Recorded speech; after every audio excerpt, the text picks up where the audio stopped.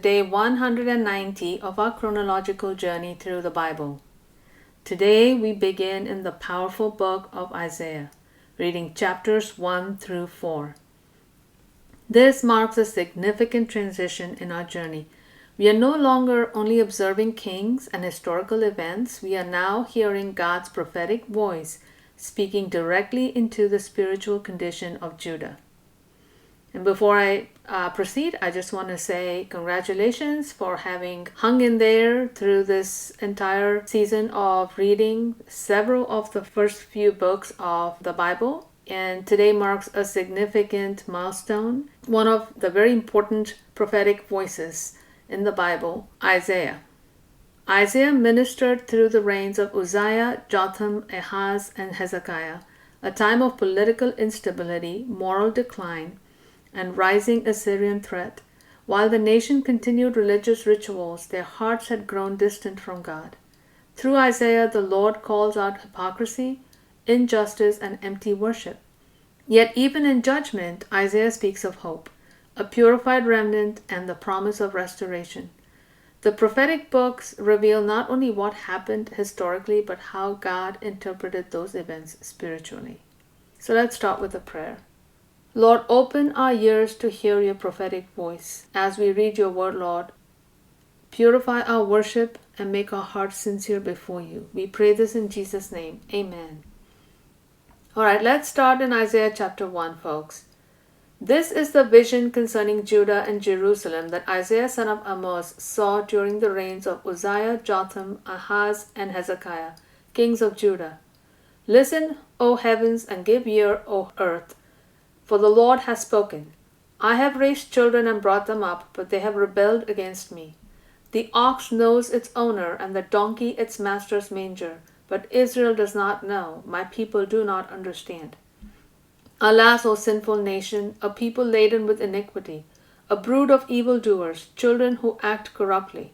They have forsaken the Lord, they have despised the Holy One of Israel, and turned their backs on him. Why do you want more beatings? Why do you keep rebelling? Your head has a massive wound, and your whole heart is afflicted. From the sole of your foot to the top of your head there is no soundness. Only wounds and welts and festering sores, neither cleansed nor bandaged nor soothed with oil. Your land is desolate, your cities are burnt with fire. Foreigners devour your fields before you, a desolation demolished by strangers. And the daughter of Zion is abandoned, like a shelter in a vineyard. Like a shack in a cucumber field, like a city besieged. Unless the Lord of hosts had left us a few survivors, we would have become like Sodom, we would have resembled Gomorrah. Hear the word of the Lord, you rulers of Sodom. Listen to the instruction of our God, you people of Gomorrah. What good to me is your multitude of sacrifices, says the Lord. I am full from the burnt offerings of rams and the fat of well-fed cattle. I take no delight in the blood of bulls and lambs and goats. When you come to appear before me, who has required this of you, this trampling of my courts? Bring your worthless offerings no more. Your incense is detestable to me. New moons, Sabbaths, and convocations. I cannot endure iniquity in a solemn assembly. I hate your new moons and your appointed feasts. They have become a burden to me. I am weary of bearing them. When you spread out your hands in prayer, I will hide my eyes from you. Even though you multiply your prayers, I will not listen. Your hands are covered with blood. Wash and cleanse yourselves. Remove your evil deeds from sight. Stop doing evil. Learn to do right. Seek justice and correct the oppressor. Defend the fatherless and plead the case of the widow. Come now, let us reason together, says the Lord. Though your sins are like scarlet, they will be as white as snow. Though they are as red as crimson, they will become like wool. If you are willing and obedient, you will eat the best of the land. But if you resist and rebel, you will be devoured by the sword, for the mouth of the Lord has spoken. See how the faithful city has become a harlot. She once was full of justice, righteousness resided within her, but now only murderers. Your silver has become dross, your fine wine is diluted with water. Your rulers are rebels, friends of thieves, they all love bribes and chasing after rewards. They do not defend the fatherless, and the plea of the widow never comes before them. Therefore the Lord God of hosts, the mighty one of Israel, declares, Ah, I will be relieved of my foes and avenge myself on my enemies. I will turn my hand against you. I will thoroughly purge your dross. I will remove all your impurities. I will restore your judges as at first, and your counselors as at the beginning. After that you will be called the city of righteousness, the faithful city. Zion will be redeemed with justice, her repentant ones with righteousness. But rebels and sinners will together be shattered, and those who forsake the Lord will perish. Surely you will be ashamed of the sacred oaks in which you have delighted. You will be embarrassed by the gardens that you have chosen. For you will become like an oak whose leaves are withered, like a garden without water. The strong man will become tinder, and his work will be a spark. Both will burn together with no one to quench the flames. Chapter 2. This is the message that was revealed to Isaiah son of Amoz concerning Judah and Jerusalem. In the last days the mountain of the house of the Lord will be established as the chief of the mountains. It will be raised above the hills, and all nations will stream to it. And many peoples will come and say, Come, let us go up to the mountain of the Lord, to the house of the God of Jacob. He will teach us his ways, so that we may walk in his paths. For the law will go forth from Zion, and the word of the Lord from Jerusalem. Then he will judge between the nations, and arbitrate for many peoples. They will beat their swords into plowshares, and their spears into pruning hooks. Nation will no longer take up the sword against nation, nor train any more for war. Come, O house of Jacob, let us walk in the light of the Lord. For you have abandoned your people, the house of Jacob, because they are filled with influences from the east. They are soothsayers like the Philistines. They strike hands with the children of foreigners. Their land is full of silver and gold, with no limit to their treasures. Their land is full of horses, with no limit to their chariots. Their land is full of idols. They bow down to the work of their hands, to what their fingers have made. So mankind is brought low, and man is humbled. Do not forgive them. Go into the rocks and hide in the dust from the terror of the Lord and the splendor of his majesty. The proud look of man will be humbled, and the loftiness of men brought low. The Lord alone will be exalted in that day. For the day of the Lord of hosts will come against all the proud and lofty, against all that is exalted. It will be humbled, against all the cedars of Lebanon, lofty and lifted up, against all the oaks of Bashan, against all the tall mountains, against all the high hills, against every high tower, against every fortified wall, against every ship of Tarshish, and against every stately vessel.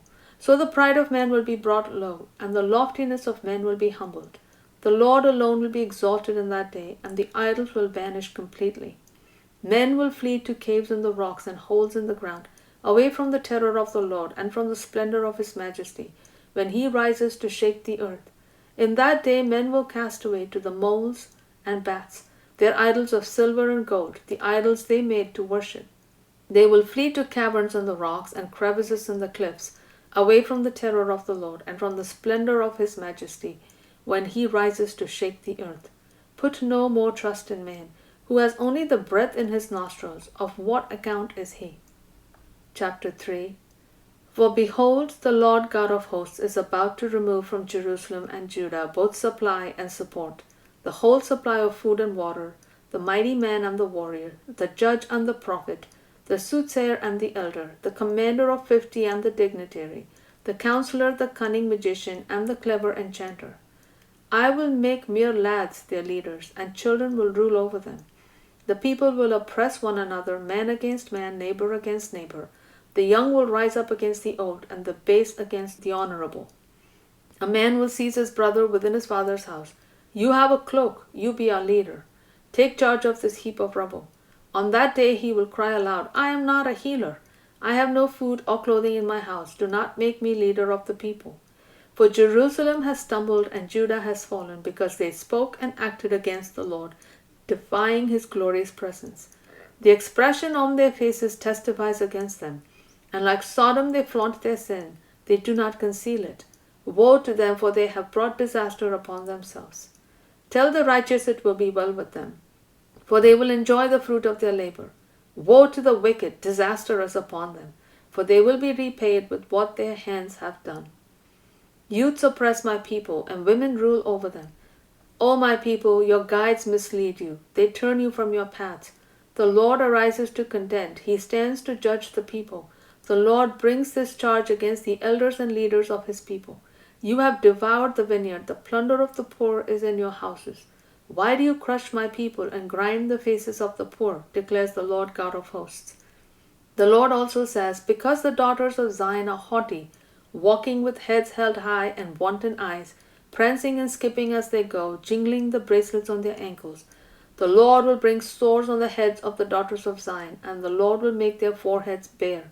In that day the Lord will take away their finery, their anklets and headbands and crescents, their pendants, bracelets, and veils, their headdresses, ankle chains, and sashes, their perfume bottles and charms, their signet rings and nose rings, their festive robes, capes, cloaks, and purses, and their mirrors, linen garments, tiaras, and shawls.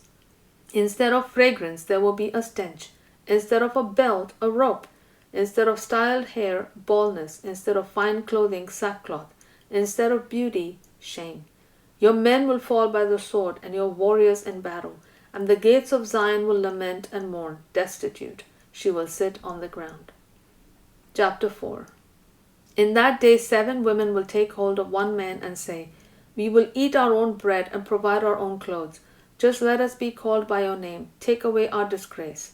On that day the branch of the Lord will be beautiful and glorious, and the fruit of the land will be the pride and glory of Israel's survivors. Whoever remains in Zion and whoever is left in Jerusalem will be called holy. All in Jerusalem who are recorded among the living, when the Lord has washed away the filth of the daughters of Zion, and cleansed the bloodstains from the heart of Jerusalem by a spirit of judgment and a spirit of fire. Then the Lord will create over all of Mount Zion and over her assemblies a cloud of smoke by day and a glowing flame of fire by night. For over all the glory there will be a canopy, a shelter to give shade from the heat by day, and a refuge and hiding place from the storm and the rain. Isaiah begins with the courtroom scene. God calls heaven and earth as witnesses against his people. The charge is not a lack of religious activity. It is a lack of righteousness. Their sacrifices were plentiful, but their justice was absent. So the message, learn to do good, seek justice, correct oppression. This is a recurring theme in the prophets. Worship without obedience is hollow. It's meaningless. Yet even here, grace shines. Though your sins are like scarlet, they shall be white as snow. That's just so beautiful. Judgment is real, but restoration is offered. That's our God, folks. Isaiah 2-4 points forward to a coming day when the mountain of the Lord will be exalted and peace will reign. In the midst of national corruption, God promises a future kingdom of righteousness. These chapters show us that true worship flows from transformed hearts, not from works, right? Not from empty sacrifices and fasting and offerings, but from transformed hearts. God desires integrity more than ritual. Reflect on these things. Reflect on what we read today. With that, we wrap up our session for today. We'll see you again tomorrow for day 191. God bless.